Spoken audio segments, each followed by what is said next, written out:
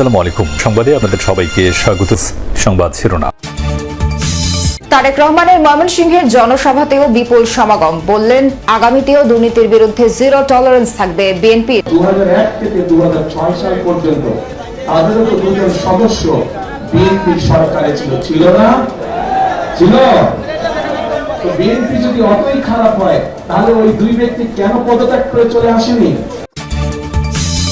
আজও দক্ষিণ পশ্চিমের 4 জেলায় জামায়াতের সমাবেশ। কেউ ভয় দেখালে ছেড়ে কথা বলবে না দল, হুঁশিয়ারি আমিরের। আমরা কারো পায়ে পাড়া দিয়ে ঝগড়া বাঁধাতে চাই না, কিন্তু কেউ ঝগড়া বাঁধাতে আসলে ছেড়েও দেওয়া হবে না। ভোটারদের মন জয় গণসংযোগে প্রার্থীরা। রাজধানীতে পাটোয়ারি লাঞ্ছিতের ঘটনায় বিএনপিকে দোষারোপ এনসিপির, নিজেরাই ঘটিয়েছে জবাব মির্জা আব্বাসের।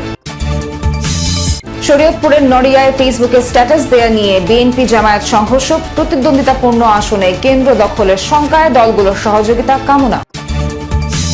জুলাই অভ্যুত্থানের প্রথম শহীদ আবু সাইদ হত্যা মামলার যুক্তিতর্ক শেষ, রায়ে যে কোনো দিন। বেরোবির সাবেক বিসি সহ 30 আসামির 6 জন আছেন কারাগারে।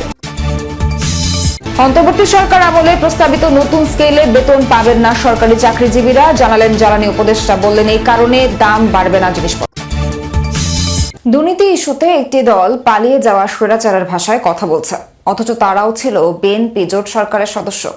এমন মন্তব্য করে তারেক রহমান প্রশ্ন তোলেন, বিএনপি সরকারের ইন্ধনে যদি দুর্নীতি হয়ে থাকে নিজামী মুজাহিদ তখন পদত্যাগ করেননি কেন? ময়মনসিংহের নির্বাচনী জনসভায় তারেক রহমান জনগণের কাঙ্ক্ষিত বাংলাদেশ উপহার দেওয়ার আশ্বাস দিয়ে বিএনপির পরিকল্পনা তুলে ধরেন, জোর দেন দুর্নীতি দমনে। আরিফিন শাকিলের প্রতিবেদনে বিস্তারিত। ব্রহ্মপুত্র পারে যেন বহুদিন পর রাজনীতির উৎসব উপলক্ষ 22 বছর পর বৃহত্তর ময়মনসিংহের জনতার কাছে বিএনপি চেয়ারম্যান তারেক রহমান। লন্ডনে নির্বাসনে থাকলেও এই জনপদের সাথে গভীর যোগাযোগ ছিল জিয়াপুত্রের। আন্দোলন সংগ্রাম থেকে শুরু করে কাউন্সিলে ভূমিকা রাখেন তারেক রহমান, যার প্রতিফলন ময়মনসিংহ সার্কিট হাউস মাঠের এই জনসমুদ্র। দুপুর 2টায় জনসভায় আসার কথা থাকলেও সড়কপথে অসংখ্য মানুষের শুভেচ্ছায় সিক্ত হয়ে তারেক রহমান মঞ্চে এসে পৌঁছান 2 ঘন্টা পর। এসেই বীর মুক্তিযোদ্ধাদের সাথে কুশল বিনিময় করেন তিনি। পরে তারেক রহমান তার দেশ গড়ার পরিকল্পনা তুলে ধরেন। নারীদের জন্য, মায়েদের জন্য, আমরা গৃহিণীদের জন্য, বিশেষ করে খেটে খাওয়া মানুষ যারা, সেই পরিবারের গৃহিণীদের জন্য আমরা একটি ফ্যামিলি কার্ড নামে কার্ড দিতে চাই মা বোনদেরকে, যাতে করে এই ফ্যামিলি কার্ডের সুবিধা প্রত্যেকটি মানুষের, প্রত্যেকটি পরিবারের কাছে, অল্প হলেও প্রত্যেকটি পরিবারের কাছে পৌঁছতে পারে। দুর্নীতির বিরুদ্ধে বিএনপির অবস্থান বরাবরই জিরো টলারেন্স ছিল জানিয়ে আগামীতে এ বিষয়ে আরও জোর দেওয়ার কথা জানান তিনি। সেই স্বৈরাচার যেভাবে বলতো তাদেরই ভাষা ব্যবহার করছে বিএনপি। তাদের বক্তব্য যে দুর্নীতিতে বলে চ্যাম্পিয়ন ছিল। তা আমার প্রশ্ন 2001 থেকে 2006 সাল পর্যন্ত তাদেরও তো 2 জন সদস্য বিএনপির সরকারে ছিল না?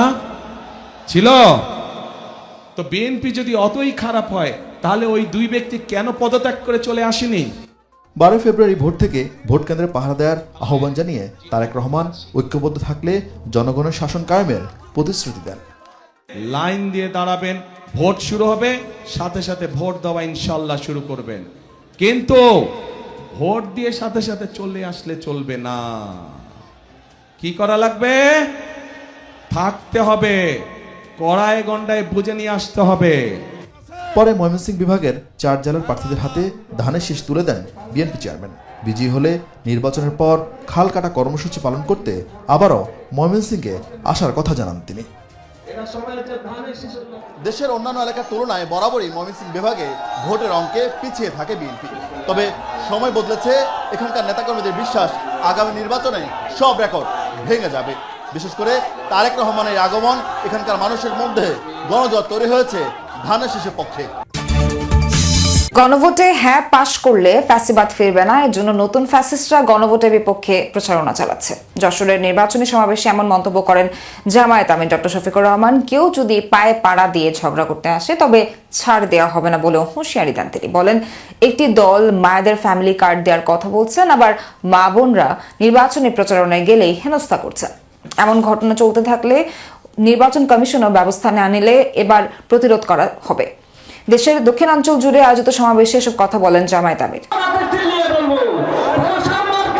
নির্বাচনী প্রচারণার ষষ্ঠ দিনে দেশের দক্ষিণ পশ্চিমাঞ্চল জুড়ে পথসভা ও জনসভায় অংশ নিচ্ছেন জামাত আমির ডাক্তার শফিকুর রহমান। দিনের শুরুতেই যশোর ঈদগাহ মাঠের জনসভায় অংশ নেন তিনি।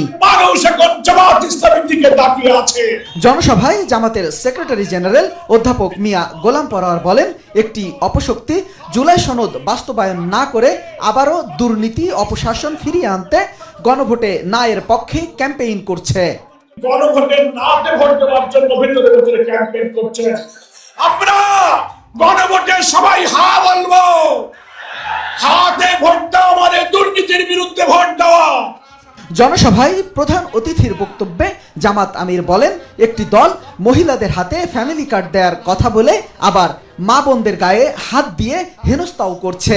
তাই তারা যতই প্রলোভন দেখাক তাদের কাছে মা বোনেরা নিরাপদ নয়। ভোট যাওয়ার জন্য বের হচ্ছেন, একদিকে ফ্যামিলি কার্ড আর একদিকে মা বোনদের গায়ে হাত,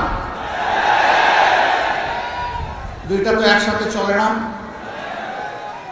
এ দিয়ে কি বার্তা দেওয়া হচ্ছে জাতিকে? বার্তা দেওয়া হচ্ছে আগামীতে এমন কোন দল যদি ক্ষমতায় আসে যারা এখনই গায়ে হাত দেয়, তাদের কাছে বাংলাদেশের একজন মা বোন নিরাপদ হবেন না। করোনা ব্যবস্থায় আর ফিরে যেতে চায় না।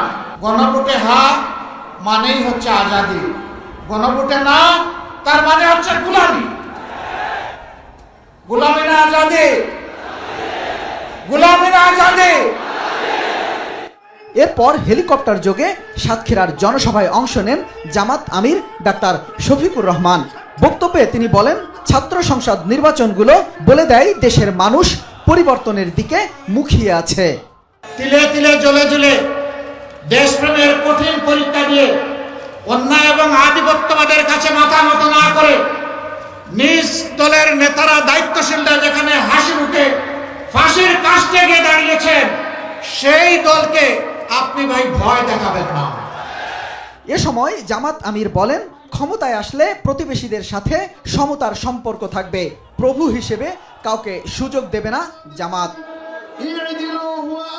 অবহেলিত দক্ষিণাঞ্চলের সড়ক উন্নয়ন, বিশুদ্ধ পানি সরবরাহ ও বন্ধ হওয়া কলকারখানা চালু সহ নানা প্রতিশ্রুতিতে নির্বাচনী প্রচারণা চালাচ্ছেন জামাত আমির ডাক্তার শফিকুর রহমান। একই সাথে দুর্নীতির মধ্য দিয়ে যেসব অর্থ দেশের বাইরে পাচার হয়েছে সেসব অর্থ দেশে ফিরিয়ে এনে দেশের কল্যাণে কাজে লাগানোর প্রতিশ্রুতি দেন জামাত আমির। দুপুরে খুলনার সার্কিট হাউস ময়দানে দিনের তৃতীয় জনসভায় অংশ নেন জামাত আমির। এ সময় তিনি বলেন, ক্ষমতায় আসলে শক্ত অর্থনীতির ভিত গড়তে কাজ করবে জামাত। আমরা ইনসাফের ভিত্তিতে যার পাওনা তার হাতে তুলে দেব। এমনকি আমরা এটাও দেখব না একজন উপযুক্ত নাগরিক তিনি কোন ধর্মে বিশ্বাসী, এইটাও আমরা দেখব না।